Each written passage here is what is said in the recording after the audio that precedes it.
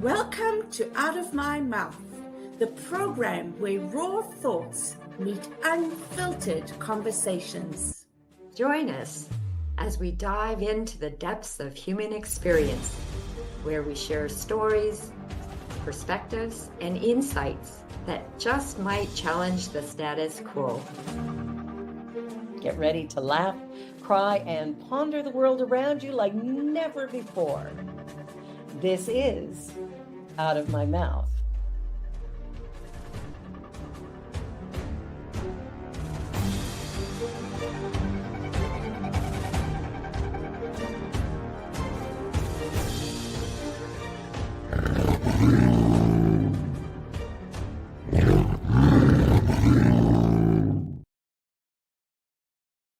The views and opinions of our guest and hosts do not necessarily reflect those of New Thought Media Network, or any organization we may be affiliated with. Here at New Thought Media Network, we welcome freedom of speech and courageous conversations. There are many topics that can be difficult to navigate. Challenging the status quo and engaging in lively debate is important to expanding our understanding of one another, and life in general. Creating a peaceful world doesn't happen because no one disagrees, it happens from a willingness to understanding one another. In our programming, we strive to expand consciousness and assist people in creating remarkable lives. Your comments are welcome at info@ntmedia.org.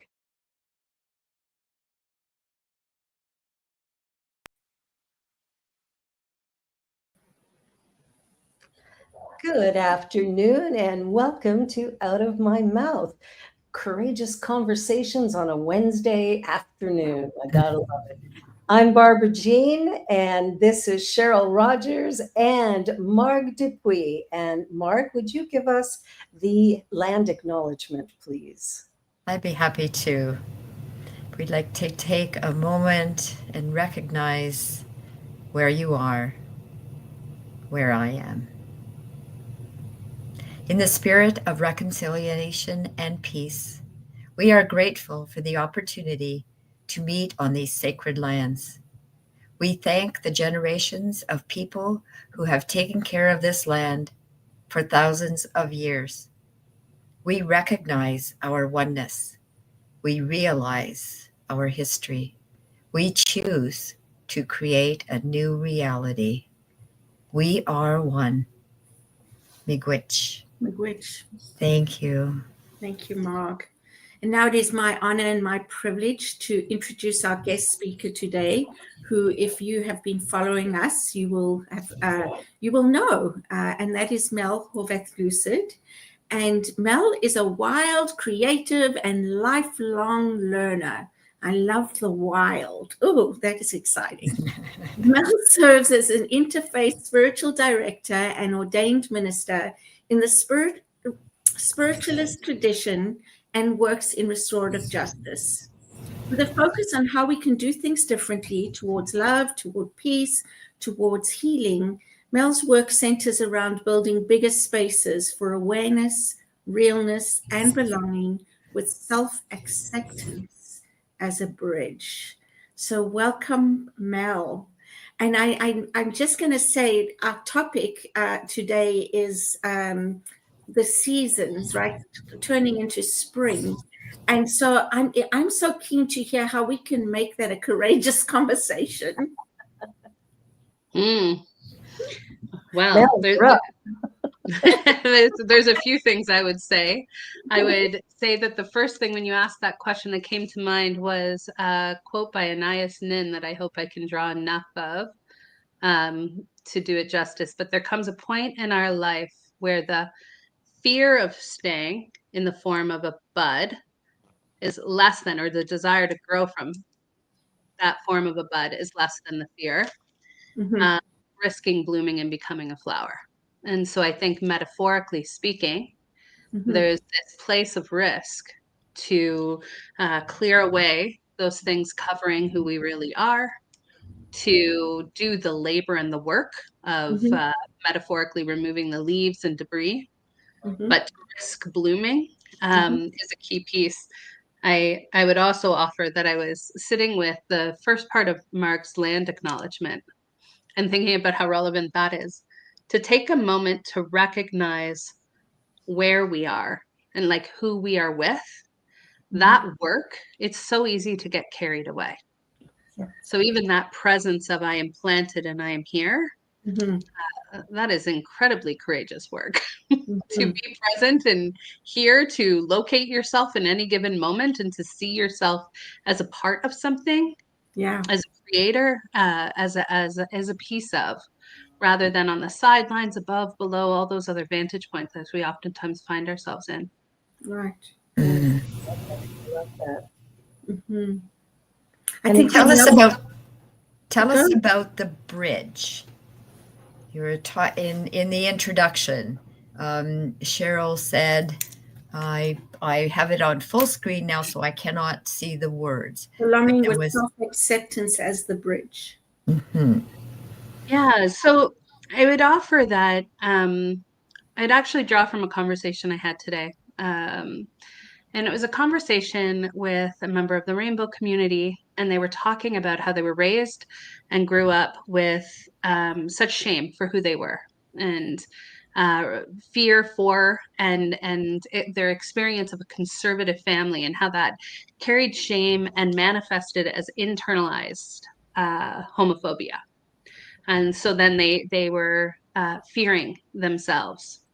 And when we interact with the world from that place of fear, we're not just doing that in moments.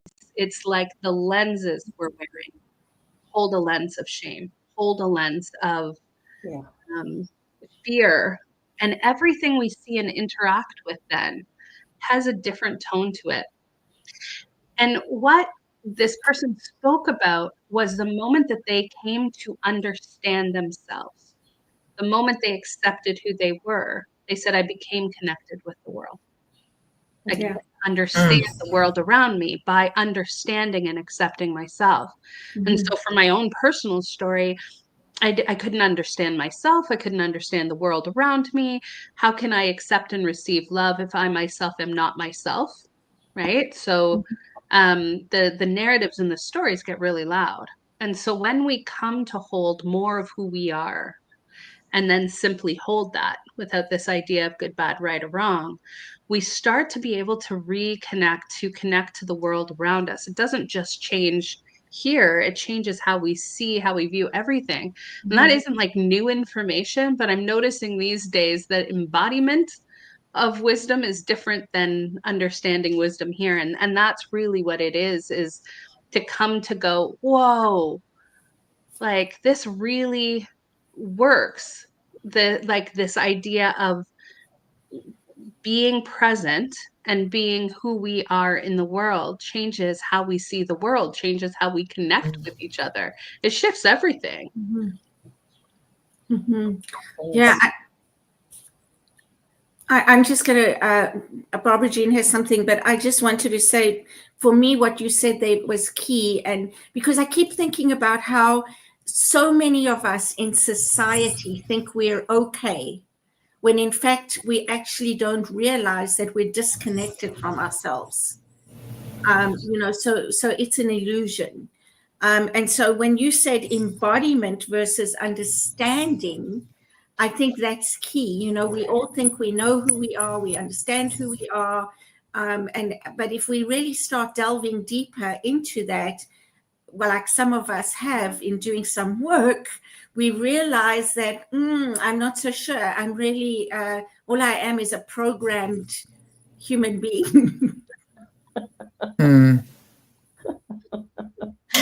I would challenge that people know who they are if just based on conversations we had in a spirit group, like just an hour ago, people saying there was a question, who are you? Where are you? Where do you want to be? And people were like, I don't know who I am. I don't know what I want to be. So I'm challenging that comment, Cheryl. And now we'll go to Barbara Jean, so you can't challenge me back. That's too funny because I'm with you, Mark. I sit back, I get the comment constantly. I don't know who I am. I don't know where I'm going. I don't know what my gift is. I don't know. And when people say that, I just look at them and go, well, the truth is you're lying, because at some level you absolutely know who you are. But you keep telling yourself that lie, which keeps your keeps your intuition and everything kind of at bay, and you can't really experience yourself. I was just going to say, like, one of the things when I think about springtime and stuff, I also think about weeding out the garden. And there's, you talked about the shame, and, we have guilt and we have regrets and all kinds of stuff. I think weeding out all of that stuff helps us to get a better sense of who we are and what it is we're here to do. It also provides us with an opportunity to live more joyfully in the moment by removing the negative messaging, the criticism and judgment that's coming from within, that probably was planted when we were quite young and we accepted it. So now we're sort of unearthing the truth of who we really are. Yeah, I noticed myself curious between about 3 different ideas at the same time. The first one being the part of us that does know, and why it's so important for us to trust that there's that spark, that seed, that something there that does know. And for me, how I articulate these days is the moment that I realized my truth needed no defense. It felt different in my body. My truth needed no defense. So that was a piece of it. But the second piece was to really, really compassionately love and hold myself in what Cheryl was saying, which was the parts of the world that didn't want me to be courageous. There is lots of benefits to me, towing the line, marching and being the status quo, and there's increasing pressure to be that, right? And fear as the piece that when you're told something enough times, you do come to believe it. And so for me, there's more and more times where I hear stories of people who really truly are discovering themselves, and that the societal impact of the ways that the world sort of narrates and comes in and at us is impactful. And so it's like a mix, but really it's that piece where your podcast seeks to push on status quo, this idea of what it means to sort of, oh, it's enough, like it's, and we don't want to ask for greatness in our lives. And if we did, it would mean us blooming, it would mean us growing, it would mean taking space, it would mean making mistakes, It right? would Like, mean and the everybody liking us. oh gosh, yes, right? And we go on and on. What would it mean? And it's like, oh, well, that sounds terrifying. I remember in my 40s, late 40s, actually, very late 40s, where I sat back and decided I didn't want to be called Barb anymore. I wanted to be called Barbara. And I'll bet it took me a couple of years before I was willing to say to people, my name is Barbara. I prefer that to Barb. And it was like saying 3 syllables was too much to ask of people. That was how broken I felt at that time. And so it took me a while. I was in my 40s when I finally went, no, enough already. If not now, when? So changed it. But that was a pivotal moment for me to realize that I could take up space, as you say, by actually owning my actual name. So it's as you're touching on that, it really, and then that changes our perception of everything. I'm sitting with how well, actually, I'm sitting with a funny story first, which is that my partner and I went to therapy, and the therapist called me Melanie, and my full given name is Melissa, and I prefer Mel. Yeah. And anyway, calls me Melanie. I don't say anything. at 3 months later. And then it's finally 6 months later. And I'm like, well, now it's just incredibly awkward. She's been calling me this name for 6 months. Yeah. And saying, hey, it's actually Mel, like my full name is Melissa, like it's not Melanie. And that piece of fear, I'm curious about the part of us. There's definitely piece for me I resonate with, of not wanting to take up space, not wanting to offend anyone, not wanting to be too much.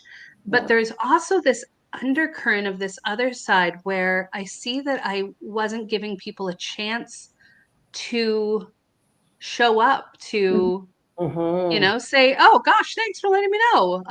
Mel, then, how are you? I wasn't giving people a chance. And likewise with pronouns, that, Mm-hmm. for a long time, I sort of softened my identity and softened my existence because, oh, it would be too hard for people. And it's like, that's an interesting thing. But then I was frustrated having to soften my existence and to make myself more palatable, Yeah. and wanted to be able to just be like, dude, this is who I am. You'll get it or you won't get it, which is okay. But I know who I am. And again, that would be that self-acceptance as the bridge. I now don't have the same external link to caring about whether people see, right? The idea that everyone's going to understand, like I'm still working on understanding the universes that are me. The idea that somebody in front of me is going to somehow understand that or experience me exactly as I am. And even if they did in that moment, the next moment I'm going to keep changing and evolving anyway.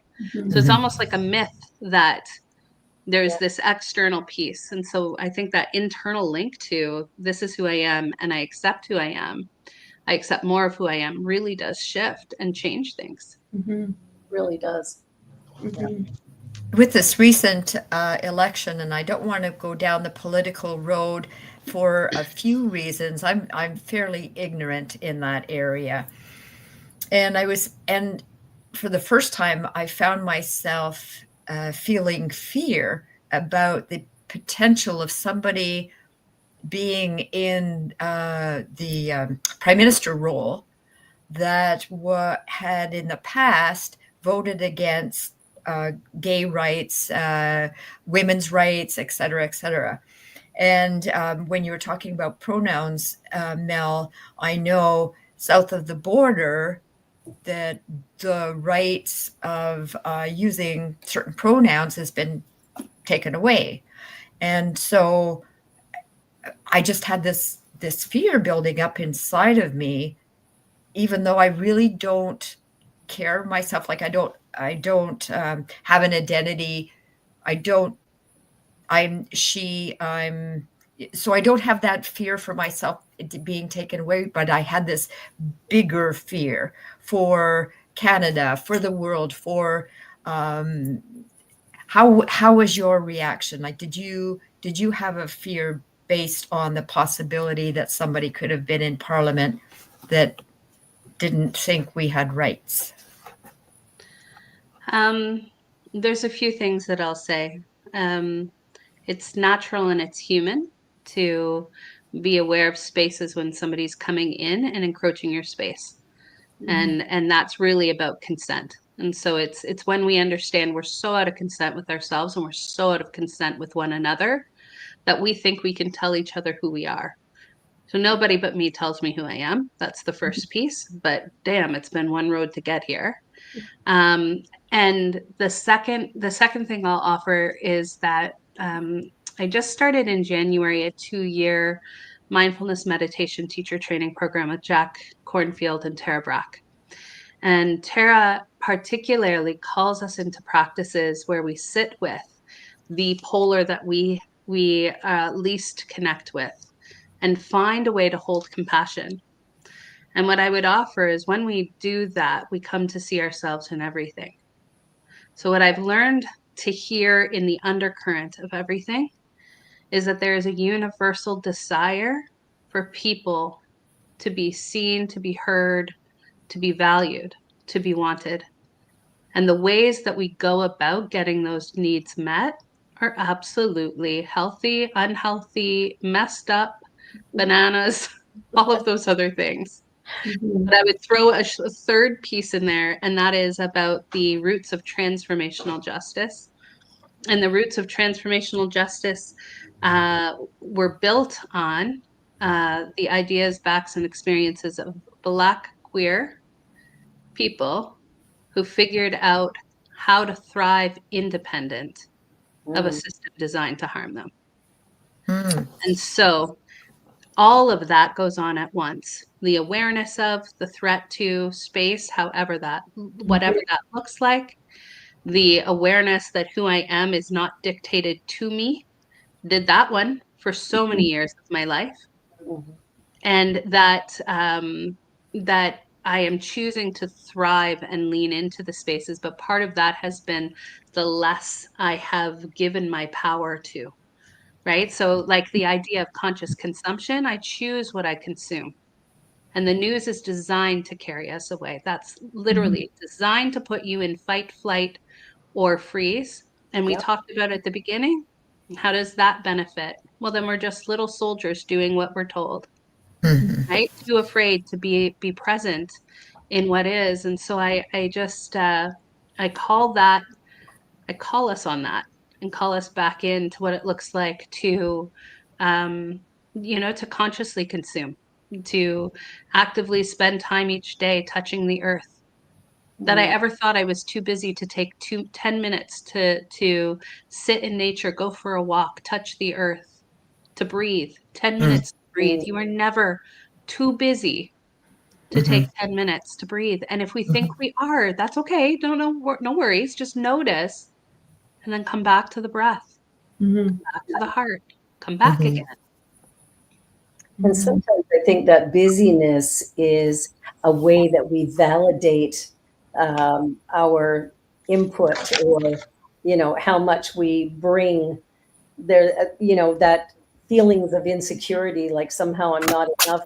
If I tell you I'm super busy and I can name off 20 things, then all of a sudden I have value, I have worth. And I think that's us again trying to find ourselves, or trying to accept the brilliance that we are, or the uniqueness that we are, and we think we have to be like somebody else. So there's that fighting to be seen, or fighting to. It's like we're not taking up space, but we're fighting to get space. It's like this weird, weird thing going on.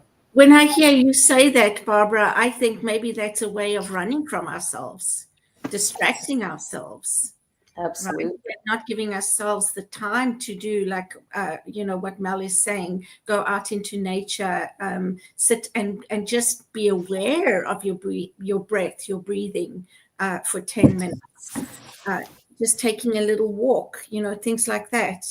And I'm the first one to say I'm guilty of that. So it's something I'm aware of, and something I really want to do better at, especially now that it's spring, because, for me, the weather affects me. And I'm not a lover of the winter. I'm not a lover of the cold. And when the sun comes out and things warm up, I feel like I'm warming up and coming out Mm. myself. All Absolutely. right. So, yeah. Mm-hmm. When we think of the symbioticness of the seasons, though, what you're describing is the coming out of hibernation, Mm-hmm. right? Hey, my body flows with.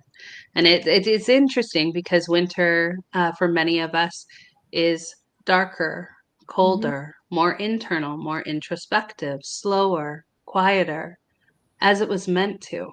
Mm-hmm. And so we live in a world that, Barbara was talking, it reminded me of a Brene Brown quote, letting go of exhaustion is a status symbol, and what we do a measure of our worth, right? And colonization, that's essentially what colonization did. It Right. said, here's your values and here's Mm-hmm. how you're valuable, and it's what you do. And it's how much and how well you can do it. Mm-hmm. And so resistance and joy comes when we say, hey, actually quality over quantity. Mm-hmm. Hey, slow and connection and collaboration over competition. Mm-hmm.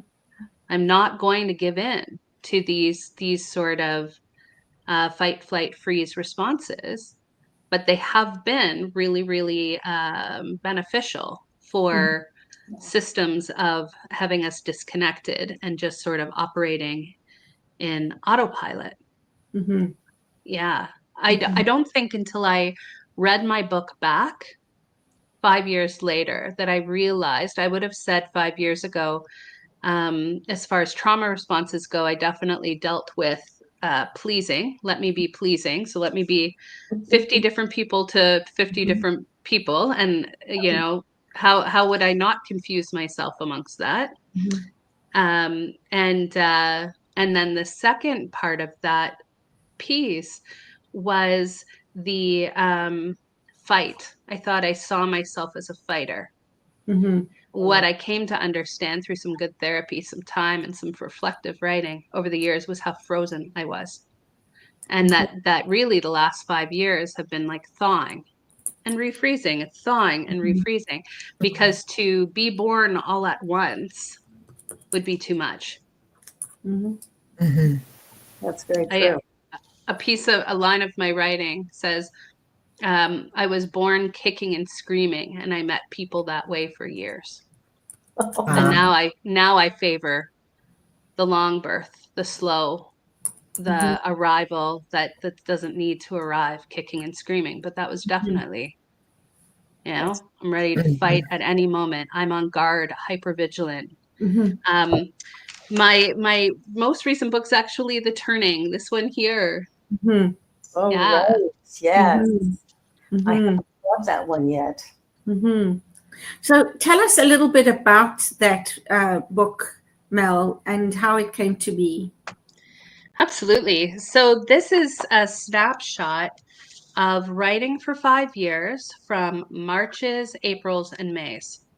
And so it's called Reflections of Springtime, in part because the book dances between themes where I was watching the earth, I was watching the leaves be born, I was seeing their tiny little forms, and I was remembering I was really, what it was I was remembering. So that part where we were talking earlier about that little spark, I was coming back into risking the willingness of touching on that seed, touching on that spark.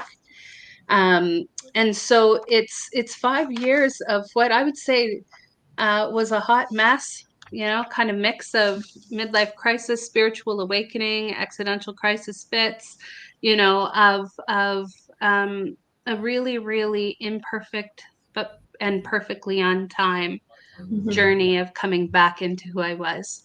And there's probably three little snapshots that I'd offer since putting the book out. The first one was underestimating how much of a risk it is to just simply share, this is what that looked like, and to be okay if people say, hey, that was really shitty of you, or you know, something like that, to be able to say, yes, it was, that's why I was writing about it.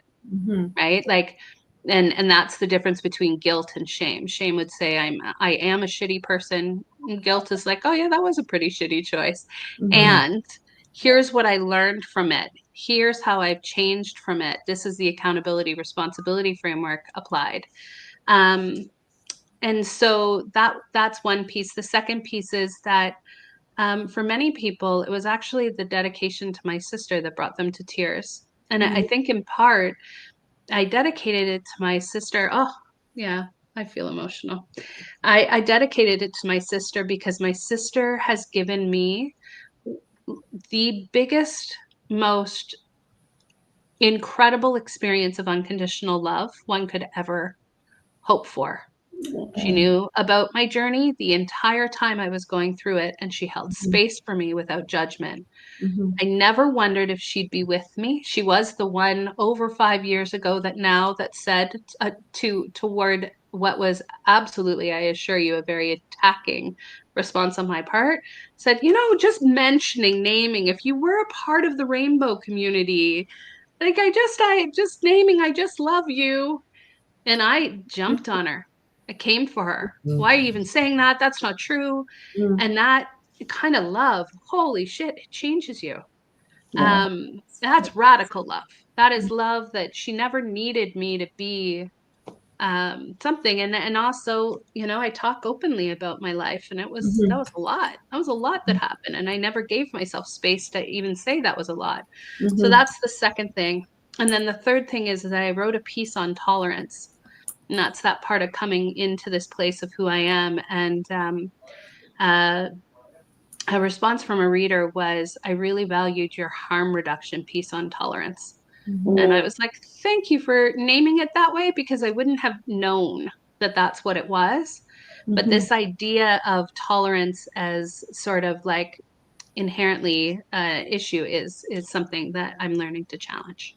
Beautiful. Well, on that note, we're going to take a short little commercial break. We're at our halftime, and we're here with Mel Horvath-Lucid. We're talking about the turning reflections of springtime, and we will be back in just a moment. You're watching Out of My Mouth here on the New Thought Media Network.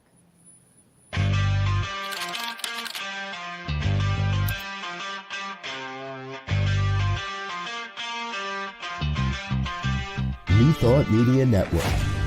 We are a global broadcast network of positive music, media, and entertainment, inspiring humanity's evolution along the journey of enlightenment and creating a world of love, peace, empowerment, and prosperity for all. New Thought Media Network. Positively inspiring.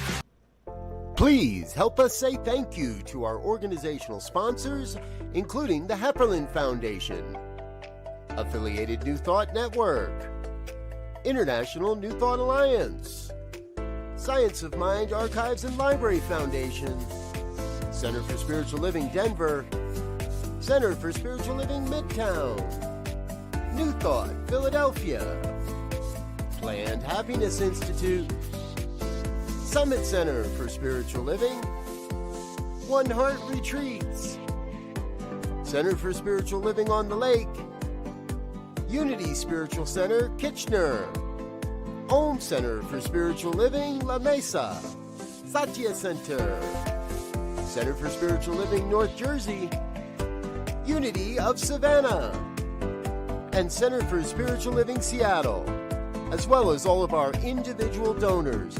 Thank you for making New Thought Media Network a place to be. Please come be you. And remember, like, share, and subscribe. New Thought Media Network. Positively inspiring.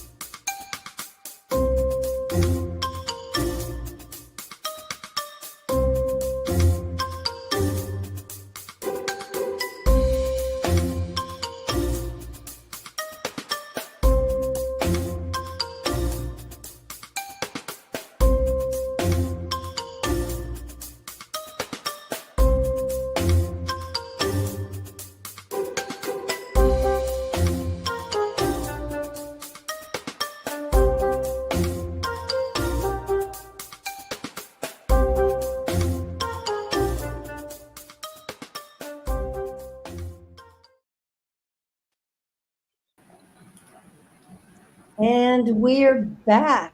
You're watching Out of My Mouth here on the New Thought Media Network, and our guest is Mel Horvath-Lucid, and she's been talking about her new book, Turning Reflections of Springtime, and I just bought it during the break.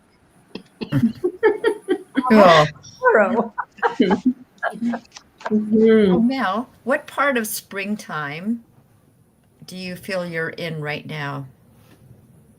You as a, are you the bud? Are you the leaf? Are you the, or maybe a different analogy? So when I think for myself, it's never one thing at a time. So I would say that there's seeds blooming. There's parts of me fearing blooming. And more these days, there's some buds that are just chilling, ready to bloom. And that, I think, is maybe what the learning of the past 5 years has given me, is just that awareness of more that's going on, that like basically all of that's going on at the same time, clearing and seeding and budding and growing all at once. But there's a difference. I was looking at the break. I was like, what was that poem about the long birth about? And I looked to the left and it said, this is how I know to move again, to step back into my expansiveness. It doesn't just make room for me, but for another too. I speak not only of those things outside of me, but those aspects inside of me that I can't even find room to make one drop. And I'm speaking about water, and when I would rage metaphorically against the oceans and streams because I was sitting as a stagnant puddle. I had nothing really to do with the ocean or stream, just my state. But that now I've learned, instead of raging, to redirect, to recognize, to move back out, to expand. And so that space of again, like, there is risk in saying, so that's there. That part of me is there, and acknowledging it and holding it. That's actually where the powerful change happens. So thanks, Mel. As you're talking, and I'm thinking, okay, you have shared a lot of yourself with me personally, as well as, you know, at our Sunday gatherings, etc. And if I were to step back as a different me, I might say, okay, Mel is this big presence and she's got it. She's there. And yet you are allowing us to see and to hear that you're not there. And I would suspect that you will say that you're never there because you're ever evolving, ever growing. And someone that is a leader like you, to put yourself forward, I think allows others to know that it's a continual, we are continually growing and blossoming and maturing, and like it's a continuum. So thank you for your presence in all ways. Thank you. One of the things I was thinking is, oh man, there's never been a better tee up. So we're either on the same wavelength or something, because I want to offer the poem "The Long Birth," and you're exactly right. I think that the peacefulness, the truth that needs no defense, is just understanding, oh, so I'm not arriving. Okay. All right. I can embrace that from a knowing place. So this is called A Long Birth. I no longer arrive kicking and screaming as I did initially, in that first gasp for air and the jolt felt on my feet, held in my mother's arms, and for years after with nearly every other person I would meet. I don't wonder anymore if I will escape death, for I see now it was born with me. I am in awe of this mysterious life. I believe in all that has yet to be spoken, and I want to free what lies within me. This may be a long birth, but this life is like light too bright to take in all at once. So I will make a life of the journey. Beautiful. That is gorgeous. And who wrote that? That's me. You wrote that? Oh, it's so good. I should have known you were the author of that. I really love that, because when I think about life, you know, so often people go, well, when will I get here? When will I get there? And I keep reminding them, life is a journey, not a destination. So I really love that poem. Is it in your book? Hey, you got it. Oh, you yeah. got it. It's in there. It's in there on page 59. You will find it. Awesome. I'll be able to read it for myself tomorrow. That's Beautiful. fantastic. I love it. I love it. I think, you know, I don't know, I'm just thinking that your book might also be well, I know your book will plant seeds, that I do know. And so that's another form of springtime for me, right? We're planting seeds, we're growing, We need to nurture those seeds. We need to water them, things like that. So I really appreciate, your sharing this and your talking about that it's a turning point, and it's springtime, It is. and that you mentioned I know that I've been in hibernation in the winter, and I suppose a lot of nature has. I know that there are other people that go out and ski and do other things and love winter, and I'm just not one of them. But it's so refreshing, I think, as well, to be able to be vulnerable with someone who is being vulnerable themselves. It's like creating that space to allow ourselves to be that vulnerable, and to really look at what are the weeds? What weeds do I need to get rid of? And what is it that I want to grow and nurture and feed? So I love that, and I just loved that poem. It was beautiful. Absolutely. Yeah, the idea of what do I want to feed? I remember years ago, Rev Sharon talking to me about the Cherokee sort of story of the grandfather and the two wolves, and he's talking to his grandson, and there's this one wolf that has all these desirable qualities, and this other wolf that's like jealous and ego and all of these other things. And then the moral of that particular story was, well, which one wins? And the grandfather says, the one you feed. And Rev Sharon said to me, yeah, that'd be an all right talk. But I mean, what's more interesting is if you wrote or talked about what happens to the wolf you starve. Mm. And that, for me, was a kickoff in 2015-16, where I was just learning how to find my voice and speak, and benefiting from her mentorship, and asking myself, wait, what happens to those parts of ourselves, right?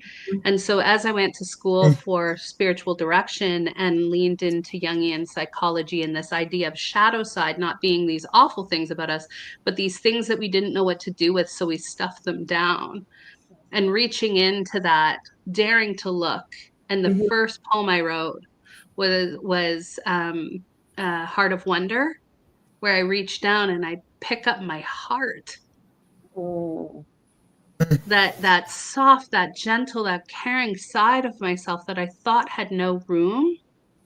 And I picked it up and I made room for it. So this idea of exiling or othering any part of ourselves means that that part is seeking for attention. And when we can find the courage to give those pieces of ourselves the attention, the care, the nurture, the watering, it's really then asking a question, hey, what is my jealousy trying to say to me? What does it need? But first, I'd have to be willing to feel jealous or angry or hate, right? If I was feeling that hate, I could inquire instead of being like, ooh, that's really bad of you to be feeling hate. But it's like, what is this rage telling me? And oftentimes, rage and anger have been telling me where I'm compromising my boundaries, or I haven't set, like that it's not okay. But I wasn't listening to that because I couldn't access it. So so that piece I'd offer as far as what it looks like to reframe those pieces of ourselves. Yeah, beautiful. Because I think what you're saying is it's important to acknowledge all parts of ourselves, because there's both and, right? And that's, to me, is what this life is about. It's what nature is about. It's both and. There's life and there's death. There's a good part of ourselves, and maybe it's not calling it good and bad, but there are parts of ourselves that may be not be in the light as much as other parts of ourselves that we sort of shine through. So being able to acknowledge that, being able to even look at them and embrace them, love them, so that we can become whole, I think is what I'm hearing you say. And maybe It's before embracing and loving, I'd suggest tolerating, Oh, that's a good one too. Yeah. right? To just simply be like, dude, this is not my favorite part of me, but yeah, I see you. Mhm. Okay, fine, be there then. The Yeah. idea, So, I think sometimes we want to switch to or jump to love. And it's like, there's probably some steps in between. Oh, I have anger. Oh, it is there. I am letting it be there. I am noticing when it's there. yes. And then what are you trying to say to me, anger? What do Mm-hmm. you need? Mm-hmm. How can I offer that to myself? Yeah. Beautiful. Thank you for always reminding me, slow down. There's steps in between that we have to do. There's some work here to be done. There's some work here, yes. I'm likening what you're saying to my recent experience about with the loss of my mom. And I go through the process. Somebody will say, "So how are you doing, Mark?" And instead of saying I'm okay, or I'm not one that allows myself to cry very, very easily. And so I'm not saying I'm okay, I'm not crying now. People often will console someone who is sad and crying. It's okay. Well, yeah, it's okay to cry. It's okay to feel the emotion of grief. So I'm being very mindful of my responses when somebody says, "How are you doing?" I'm saying, I'm okay. I am feeling sadness. I am feeling a loss right now, and that's okay, and not justifying or saying, "Oh, I'll be better later," because I won't be feeling. If that makes any sense. Yeah. So the both and, Cheryl, you said the both and. Yeah. When I say that in my head, I go to Cheryl because she often says both and. Yeah. Yeah. And I love that about you, Mark. It's not, oh my goodness, I'm just so sad and I'm grieving and I'm in this place of darkness. You actually talk about where you're at and you embrace. I'm going to use the word embrace. You're okay with it, right? You're okay with it. You acknowledge it. I'm okay. Like this is not going to kill me, right? I'm okay. And I have this gambit of feelings that come and go, and I recognize that, and it's okay. Thank you. Yeah, embracing all of us is one of the great challenges. I think a lot of the stuff that we don't like about us are the criticisms we received early on through parents, siblings, aunts, uncles, teachers, whoever. All of that stuff just piles on, that sense of not enoughness or low value, or I'm a bad person, rather than being sort of treated in a way where you just naturally know your value and worth. I think some of us didn't get that in those early stages. So when I beat myself up today, a lot of it, every now and again, I'll go, "Oh, that sounds like my mom," or "That sounds like my sister," or I'll have these people in there that are telling me what I should or shouldn't do, or how I should feel about certain things. And so I'm changing all of those. And when you were talking about writing in your journal, Mel, I was thinking about, I wrote in a journal all my life. Like ever since I started writing, I've been keeping journals. And I was reading one in 2000 before I came to Toronto, based in what I wrote in 1988. And I picked it up because I thought, wow, I have changed so much. Like it'll be like unrecognizable. And what I realized was, there I was on the page, the same woman I am today, but with a new understanding of myself. But I had not changed at all. I was still me. Positive, more upbeat, but still me. Beautiful. Love that. Yeah, I'm sitting with the interaction that just happened between Marg and Cheryl.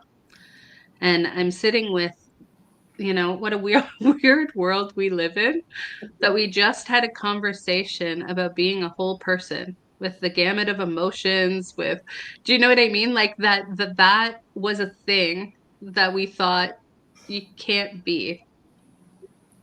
That's what's bananas. Like that's the bananas part. The bananas part is that we go through a journey then back to ourselves to go, hey, it turns out I'm a whole feeling person, and that I'm healthy enough that when something's sad, I feel sad about the sad thing and I can be with it. Yeah. That's bananas that we've been taught to not have that one very specific skill set. Right? If somebody's stepping on my boundaries and they're coming into my space and I'm saying, no, please don't, and they keep pushing at me and I feel angry about the angry thing coming at me, that's healthy. That's healthy to be able to. And then grief, it's really a full stop sentence to say, I am feeling, period. Yeah. I am feeling. Because we've been taught not to feel. That's true. We've been taught to disconnect head and heart. So I am feeling. I'm right on schedule, man. I'm feeling. And there's hard things here and I'm feeling it. And that hard thing that we're feeling will have tears and we'll have laughter. We'll have moments of, confusion and, comfort and sadness and discomfort all at the same time. That's the possibility, is that we're whole people who are learning to feel our wholeness and then going, wow, that's a lot. And it's like, yeah.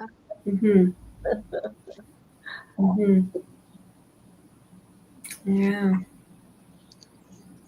See us all sitting back and reflecting, right?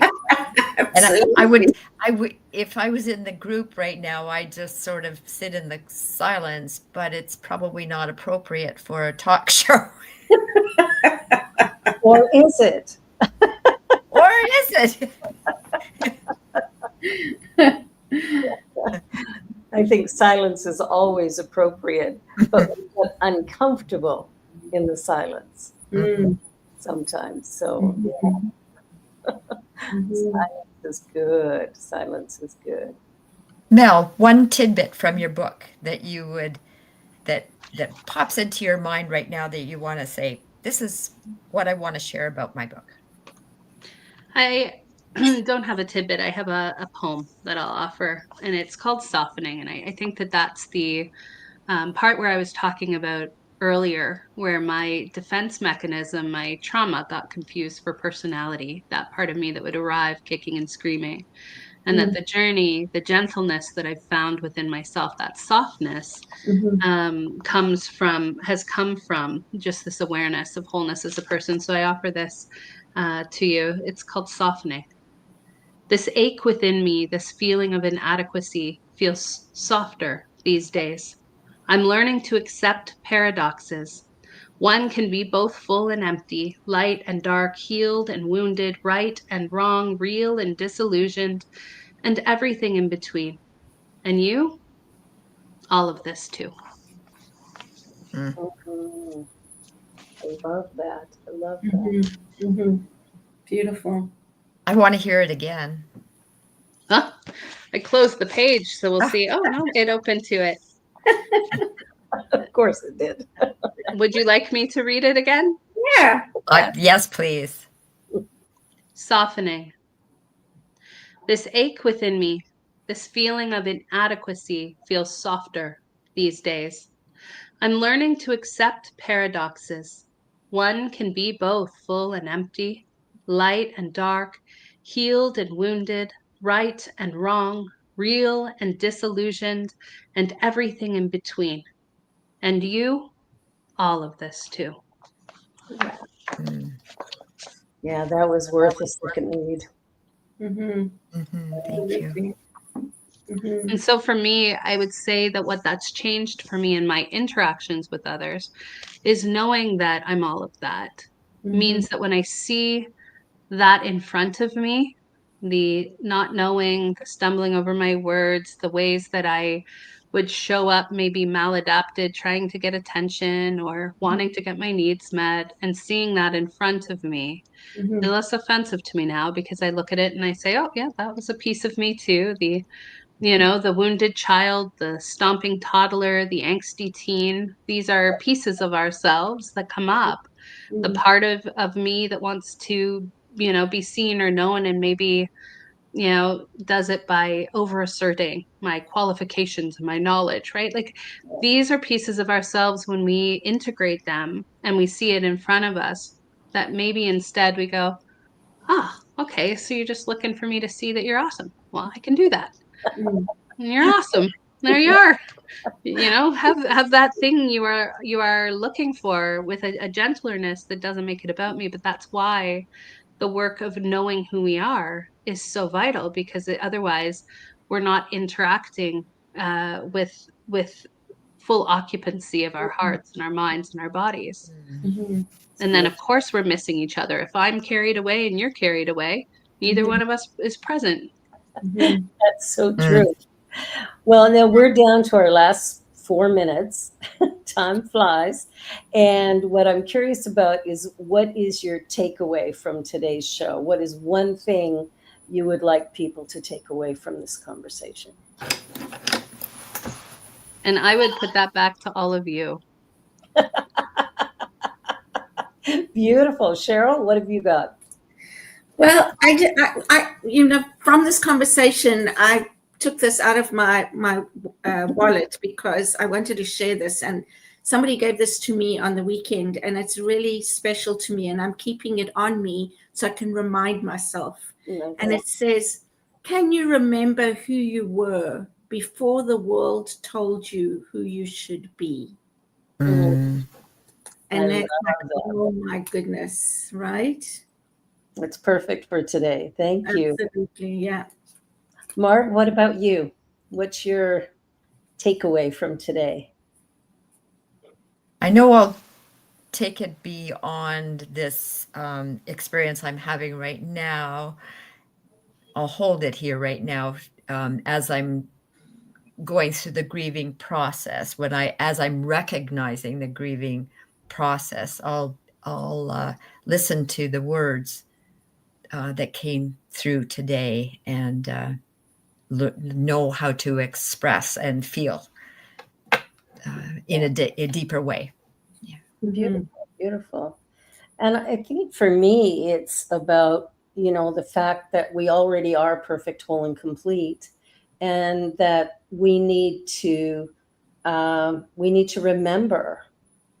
It's not that we don't know. It's just that we're not remembering who we are. And I think that's the most important thing here today is, remember who you are, because you are enough and special, perfect, whole, and complete. Absolutely. And then I think of remember, like those parts, bring it all back together. Because it's there, it may feel disconnected, but start feeling it as being whole and complete. And I just wanted to give credit to Danielle Laporte, who wrote that. Can you remember who you were before the world told you who you should be? Yeah, I love that. And Mel, any final thoughts after hearing what we had to say? I would say Cheryl asked at the beginning, what does a courageous conversation about springtime look like? And I would say like that, just like that, like the openness, the vulnerability, the willingness to feel, the willingness to express, the courage to speak and share. That's how courageous conversations about anything, it doesn't matter the topic, right? Come together. It's this willingness to show up, to be present. So thank you. I love it. I love it. Mel, thank you so much for being here. You are remarkable as always, and we cannot wait to see you in person and have you back on the show. Marg and Cheryl, my beloved sisters, it's so beautiful to spend time with you. Marg, take good care of your heart.